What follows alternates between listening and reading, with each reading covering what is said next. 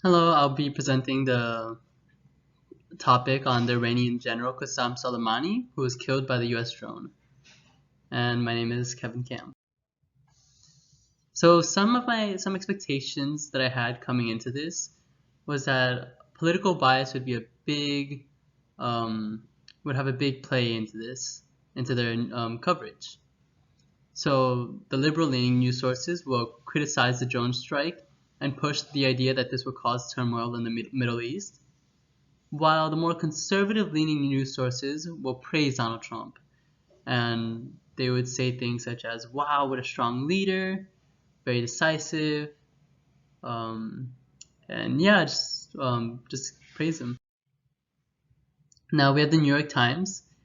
Their tone is, they had more of a neutral language. It can be seen in their headline. One of them was, the airstrike pushes foreign policy to front of presidential race. This is what the article and the headline look like.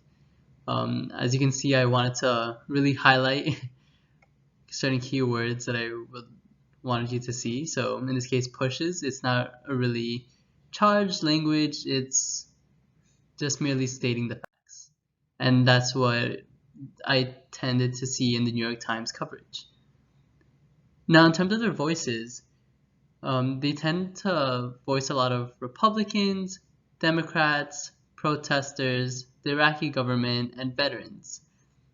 Now, it's really nice to see that they provided perspectives that promoted Trump's actions and, of course, criticized them. They had like perspectives of protesters in Iraq, outside of the American embassy, the Iraqi government, who was upset about U.S. Actions in their land without their approval, and veterans, people who have served, and how they're reacting to more troops being sent to the Middle East as a result of such actions. Now we have the Huffington Post. They were biased, emotionally. They used emotionally charged language.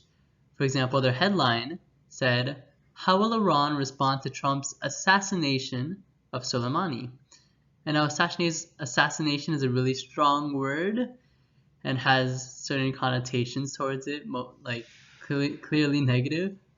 In their quote, they say the assassination marks a monumental escalation toward Iran, and that the incident will have mammoth implications for the Middle East. So it seems like they're really trying to hyping up this fear of what repercussions this drone strike will have,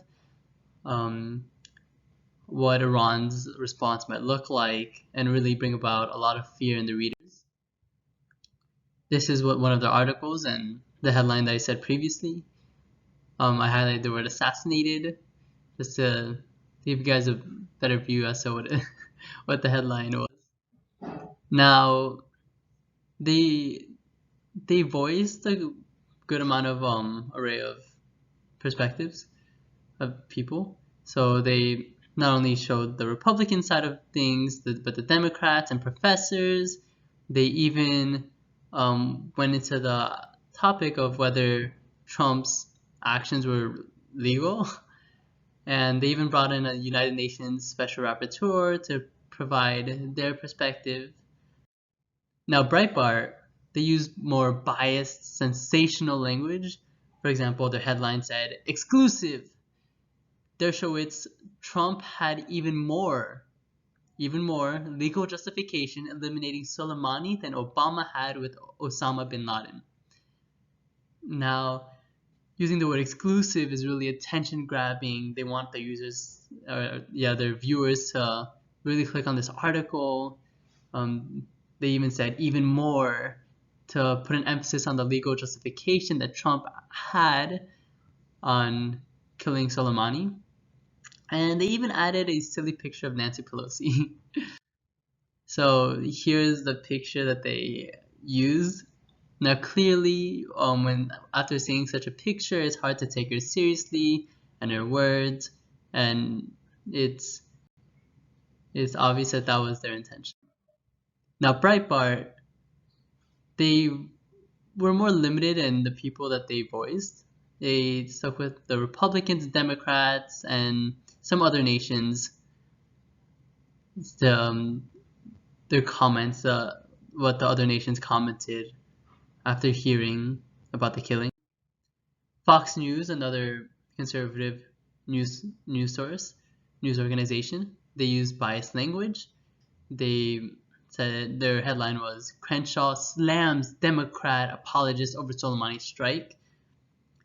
This is very this is very representative of what their coverage was like. They're very criticizing on the Democrats' response to the killing of Soleimani. They even said, "Why do some media outlets insist on lionizing these terrorists?"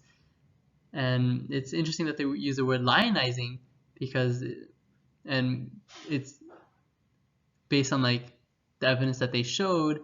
It did seem like left-wing media was really, you know, um, glorifying Soleimani and putting him in a different light than who he was, or a terrorist.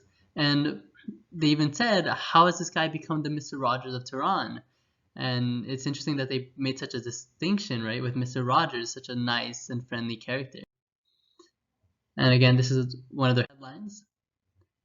And they were also very limited in the perspectives that they provided. They stuck with the Republicans and Democrats, and when they did provide the Democrats' perspective, they tend to criticize them.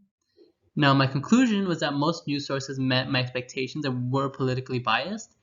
The only exception was the New York Times, who provided a wide array of perspectives and used neutral language.